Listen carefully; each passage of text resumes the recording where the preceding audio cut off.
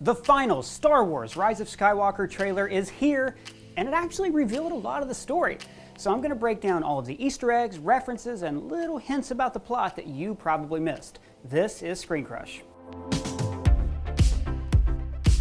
Hey, what's up? I'm Ryan Airy. So instead of breaking down the trailer shot by shot, I'm going to break it down in the order that I think events will occur in the movie. So as always, possible spoilers for the Rise of Skywalker are ahead. The trailer starts off with Rey training on the jungle planet that we saw in the D23 footage. Notice that she's discarded a helmet with a blast shield, like the one Luke trained with in A New Hope, and all of these preschoolers used in Attack of the Clones. She even deflects the blast from a training droid here. Her training intercuts with her leaping inside wreckage like we see in Force Awakens.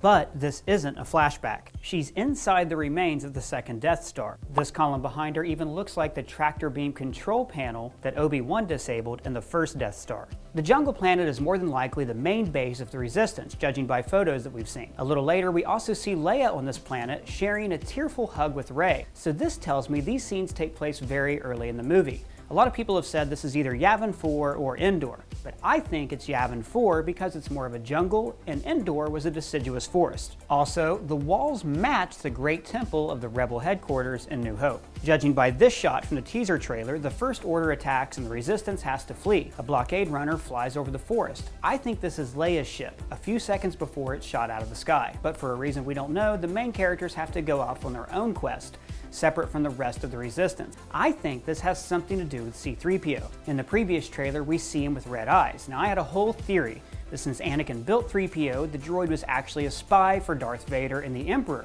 and he was the one who leaked the attack on the second Death Star. We made a whole video about that, and you should really check it out if you have time. But even if that theory is wrong, something is definitely up with C-3PO. Rey and friends travel to this planet, Pisana, to get him repaired or altered in some way. And by the way, this little droid with BB-8 is named D0 or DO, not to be confused with this DO. This little technician working on 3PO is Babu Frick, and this character is Zori Bliss, an old acquaintance of Poe's. She's played by Carrie Russell. In a previously released photo, we saw her holding a disc that looks like the back of C-3PO's head. And in the trailer, we see 3PO's head has been taken apart. In this scene, he's saying goodbye, which, no lie, really got to me. Taking one last look, sir, at my friends. And in the background here is a battle droid from the prequel trilogy. There's another more popular theory about 3PO, that he's being turned into some kind of assassin droid. But I'm going to say that they need 3PO to help them find something or someone. Most likely, they use him to figure out that they need to get back to the wreckage of the second Death Star on Endor. After the 3PO hack is finished, the heroes run into some trouble. This Skiff chase is part of the sequence where they're pursued by First Order scout bikes. But notice these fireworks that BB-8 sets off are from the village that's in the D23 footage. So they steal the Skiff, it has no weapons, but they use the fireworks to fight off the bad guys. This is also around the time that Rey faces off with Kylo Ren's fighter like we saw in the first teaser trailer. All of this leads to the gang going back to Endor. Rey flies a little ship out to the wreckage alone. Judging by Finn's reaction here, they weren't happy about her going off by herself. And I love how Rey says, "People keep telling me they know me. No one does." And this is maybe a meta commentary to fans who are always trying to figure out her heritage. She and Kylo fight on the wreckage and eventually enter the Death Star. Now here's where I get into some pretty heavy theory territory. I think Rey and Kylo have both been called to this place by the Emperor, but they don't know that yet. They meet in the Emperor's throne room where Luke had his final battle with Vader and Palpatine. I think here is where they both realize that they're being manipulated by the Emperor, and that he's a threat to both the First Order and the Resistance. And then they have a shared Force vision, where they're in Cloud City together. They see Vader's charred helmet sitting on top of a pillar of obsidian, much like the base of Vader's castle on Mustafar. Then, working together, they destroy the pillar and end the cycle of manipulation so they can face Palpatine together. There's a few reasons I think this is a vision. One, there's no one else around. Two, the pristine white surroundings don't match any other location that we've seen. Three, Kylo Ren is wearing his helmet, and we haven't seen him wearing it in any other encounter he's had with Rey. Four, Rey has already had visions of Bespin back in The Force Awakens. And five, I think Hayden Christensen is going to return in this movie as Force Ghost Anakin. And he's going to tell Kylo that Vader was a dirtbag and he's not worthy of his fanboy worship. Force Ghost Anakin almost returned in The Force Awakens, according to concept art, so I could see JJ using this concept again in this movie. Also, notice that Rey has a small dagger in her hand. We don't see a lot of daggers in Star Wars, but I have a theory about this one. I think this is the dagger of Mortis. In an episode of the Clone Wars, Obi-Wan, Anakin, and his Padawan Ahsoka find a planet called Mortis, inhabited by 3 powerful Force users. There's the sister, who represents the light side of the Force, the brother, who embodies the dark side of the Force, and the father, who keeps them both in balance by using this powerful dagger. In the episodes, he's looking for the Chosen One to take his place and use the dagger to bring balance to the Force. Family in balance, the light and the dark. Now, it seems like the movie is moving toward Kylo and Rey fighting Palpatine together, so this could mean that she is the actual Chosen One who will bring balance to the Force for good. Or maybe, by telling these 2 kids to cool it, Anakin is the Chosen One after all, like the prophecy foretold. He is the Chosen One. You must see it.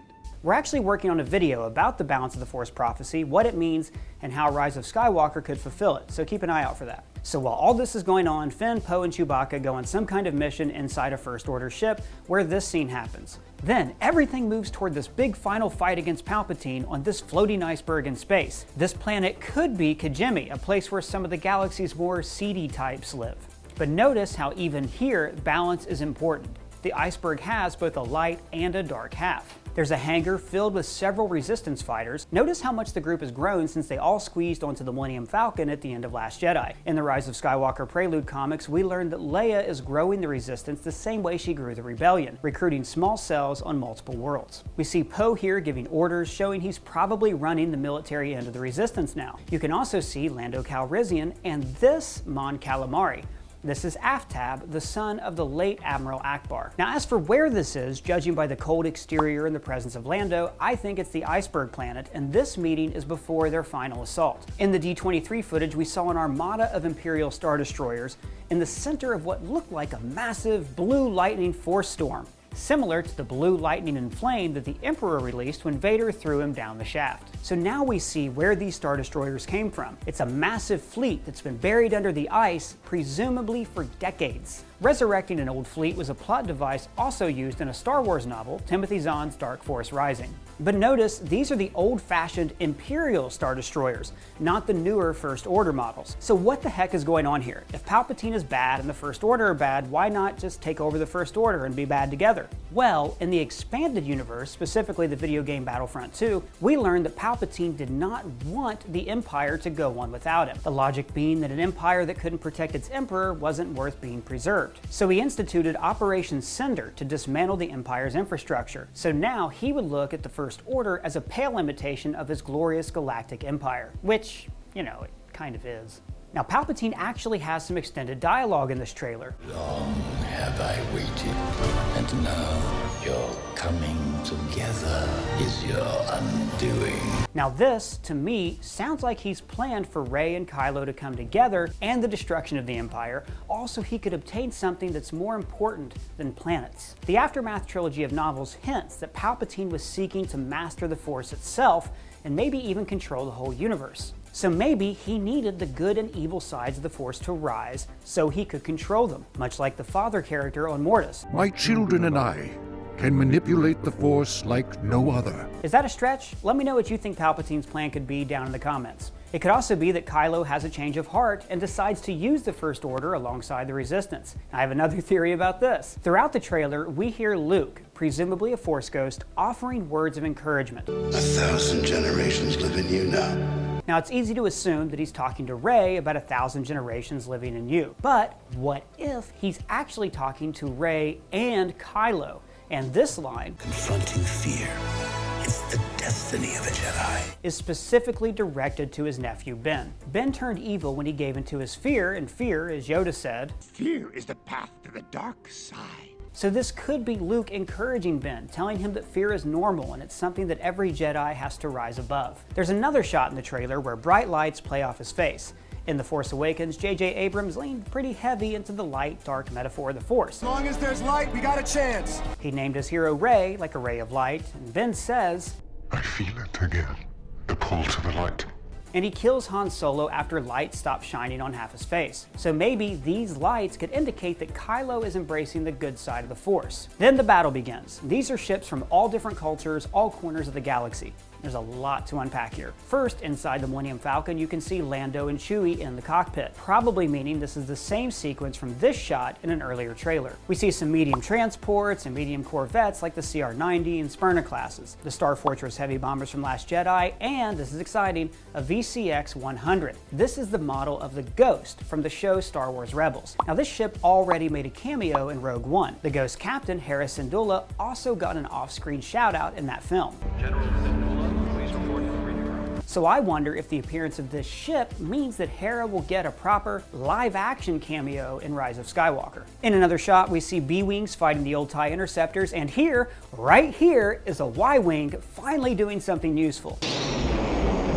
And finally, this ship is a bunker buster used to attack underground headquarters. Now, in the D-23 footage, we saw a bright red laser, similar to the super laser siege cannon from The Last Jedi. So what if both the Resistance and the First Order are trying to penetrate the ice and destroy Palpatine's secret lair? So the attack starts, and we see Rose Tico, now a chief engineer. Just behind her, these blurry blobs are Billy Lord and Dominic Monaghan, who's Merry from Lord of the Rings. This battle looks like it's going to be epic, and it offers something we've never seen before: a battle with Star Destroyers in the atmosphere of a planet. So we'll get awesome moments like this one, where Finn and a new character named Janna are leading Resistance fighters on horseback across the surface of a Star Destroyer as it rises out of the ground. Meanwhile, Rey and Kylo face off against the Emperor. His throne was taken from Ralph McQuarrie's concept art from Return of the Jedi. Then we get our first look at the Emperor, or at least part of his hood. Now this looks like he's sitting in or hooked up to a large machine, maybe robot spider legs like Darth Maul used in Clone Wars,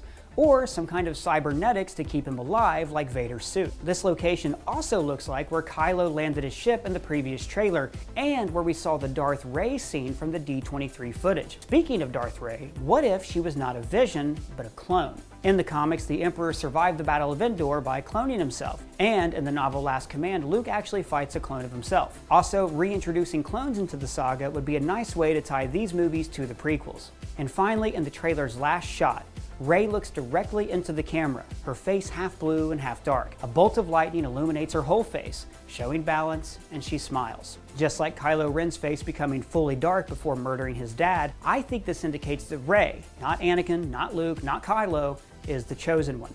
She'll end the conflict between the light and dark sides of the Force and bring everything into balance. But what did you think of the Rise of Skywalker trailer? Let me know in the comments below. And if it's your first time here, please subscribe. For Screen Crush, I'm Ryan Airy.